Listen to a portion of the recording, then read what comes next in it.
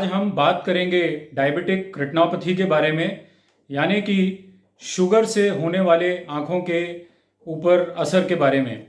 इससे पहले कि हम ये बात करें कि शुगर आँखों के ऊपर कैसे असर डालती है, हम ये जान लें कि ये शुगर या डायबिटीज़ एक्चुअली होती क्या है।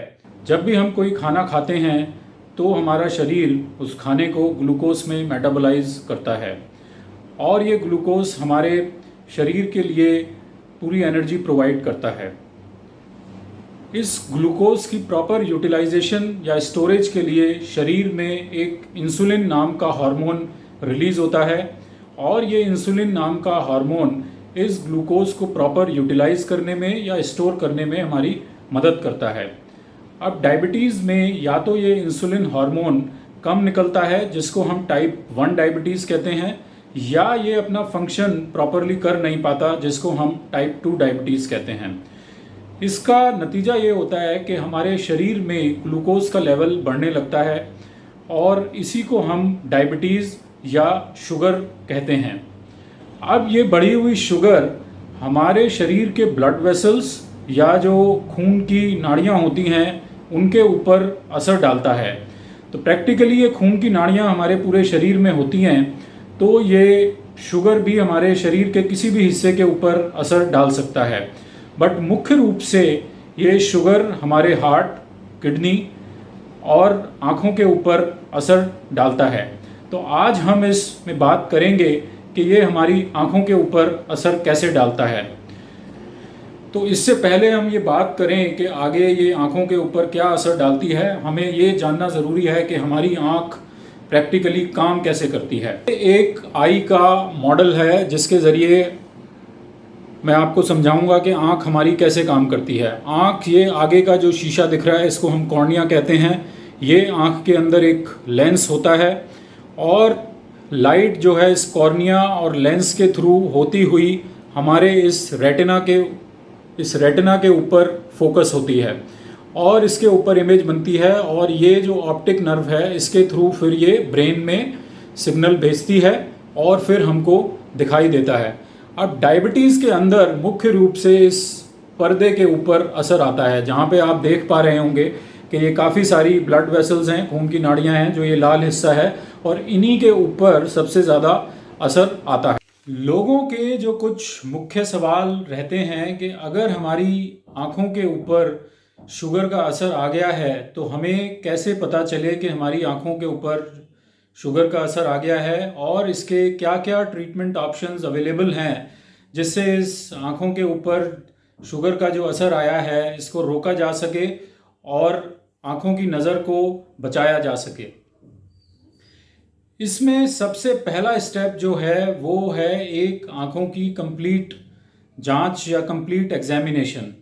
इसमें आँखों की जो पुतली है उसको एक डायलेटिंग ड्रॉप डालकर पुतली को फैलाया जाता है। इस पुतली के फैलने के बाद आपके पर्दे की या रेटिना की पूरी जांच हो सकती है। इसमें हमें रेटिना और उसमें ऑप्टिक नर्व और बारीक नज़र का हिस्सा जिसको हम मैकुला कहते हैं, इसकी जांच होती है। शुरुआती स्टेज के अंदर इसमें हमारे पीछे पर्दे के ऊपर खून के स्पॉट्स या ब्लड स्पॉट्स जिनको हम कहते हैं वो आने शुरू होते हैं। ये बहुत ही अर्ली स्टेज है और इसकी नेक्स्ट स्टेज जो होती है इसमें जो हमारी खून की नाड़ियाँ हैं या जो ब्लड वेसल्स हैं उनमें से जो बॉडी फ्लूइड्स हैं वो लीक करना शुरू कर देते हैं, कोलेस्ट्रॉल लीक होना शुरू हो जाता है। इनको हम मेडिकल लैंग्वेज में लीकिंग ब्लड वेसल्स कहते हैं। और जब ये शरीर का पानी और कोलेस्ट्रॉल लीक होता है ये हमारे पर्दे के ऊपर जम जाता है और जब ये हमारे बारीक नज़र के हिस्से के ऊपर जमता है पर्दे के अंदर सूजन आ जाती है और इसको हम मैकुलर एडीमा कहते हैं। कई केसेस में ये जो खून की नाड़ियाँ हैं ये ब्लॉक होनी शुरू हो जाती हैं और पर्दे की ब्लड सप्लाई कॉम्प्रोमाइज़ हो जाती है, या हम कहें कि पर्दे को प्रॉपर ऑक्सीजनेशन नहीं मिल पाती। इसके रिस्पॉन्स में हमारा शरीर जो है नई खून की नाड़ियाँ बनाना शुरू करता है।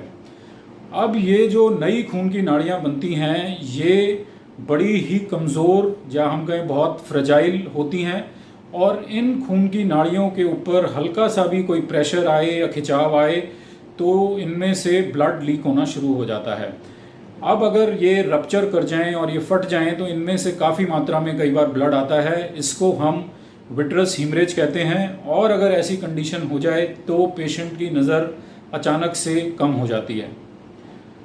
इसकी नेक्स्ट स्टेज है, अगर ये खून की नाड़ियाँ हमारे पर्दे के ऊपर काफ़ी ज़्यादा खिंचाव डालें तो एक स्टेज ऐसी भी आती है जिसमें हमारा पूरा पर्दा अपनी जगह से हिल जाता है। अगर ये पर्दा अपनी जगह से हिल जाए तो इसको हम रेटिनल डिटैचमेंट कहते हैं और इसके कारण भी नज़र अचानक से कम हो सकती है। अगला सवाल जो डायबिटिक पेशेंट हमसे अक्सर पूछते हैं कि डॉक्टर साहब हमें कैसे पता लगे कि हमारे आँख के ऊपर शुगर का असर आ गया है। तो इसमें देखिए, शुरुआती स्टेज में पेशेंट को कोई परेशानी नहीं होती। तो शुरुआती स्टेजेस में इसको पकड़ने का या इसको जानने का यही तरीका है कि रेगुलरली आप अपने एक रेटिना स्पेशलिस्ट से या एक लोकल आई डॉक्टर से अपनी आँखों का चेकअप कराते रहें।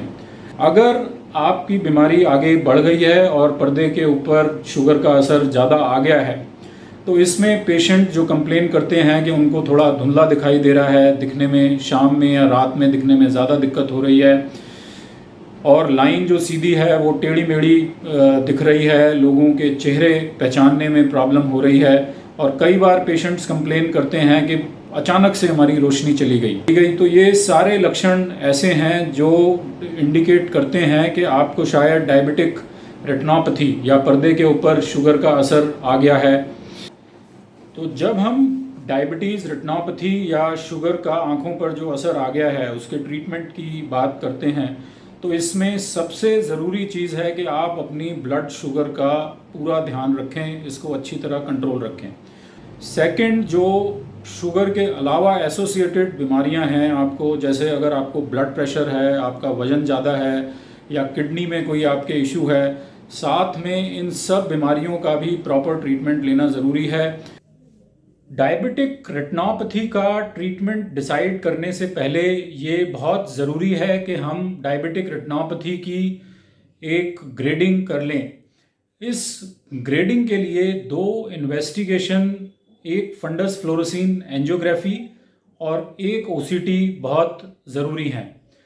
फंडस फ्लोरोसिन एंजियोग्राफी से जो इन्फॉर्मेशन हमें मिलती है वो कि कहाँ कहाँ पर ब्लड वेसल्स ब्लॉक हो गए हैं, कहाँ कहाँ नए खून की नाड़ियाँ या न्यू ब्लड वेसल्स बन रहे हैं और किस हिस्से से खून की नाड़ियाँ लीक कर रही हैं या फिर कोलेस्ट्रॉल लीक कर रहा है। ओसीटी से जो इन्फॉर्मेशन हमें मिलती है वो ये कि जो बारीक नज़र का हिस्सा है या मैकुला है उसके ऊपर कितनी सूजन आई हुई है। एक बार इन दोनों इन्वेस्टिगेशंस के बाद डायबिटिक रेटिनोपैथी की स्टेजिंग हमने कर ली, उसके बाद जो ट्रीटमेंट ऑप्शंस हमारे पास अवेलेबल हैं उसमें लेज़र सबसे पहले, उसके बाद आँखों के अंदर दिए जाने वाले इंट्राविट्रियल इंजेक्शंस और तीसरा है सर्जरी। तो लेज़र के अंदर, या जिसको हम ग्रीन लेज़र भी कहते हैं, आँख के अंदर ये लेज़र अप्लाई किया जाता है जिसमें जो हिस्सा आँख का जहाँ से फ्लूइड लीक हो रहा है उसको ट्रीट किया जाता है या फिर जहाँ जहाँ पर ब्लड वेसल्स ब्लॉक हो गई हैं या नई खून की नाड़ियाँ बन रही हैं वहाँ पर इस लेज़र को अप्लाई किया जाता है। सेकंड है इंट्राविट्रियल इंजेक्शंस। ये इंजेक्शंस मेनली आँख के पर्दे के ऊपर या बारीक नज़र के हिस्से के ऊपर जो सूजन आई हुई है उस सूजन को कम करने के लिए दिए जाते हैं। साथ में ये जो नई खून की नाड़ियाँ बन जाती हैं उनको भी इमीडिएटली श्रिंक करने में काफ़ी मदद करते हैं। पर ये इंजेक्शंस का असर जो है एक लिमिटेड टाइम पीरियड के लिए रहता है और ये इंजेक्शन हमें रिपीटेड लेने की ज़रूरत पड़ सकती है।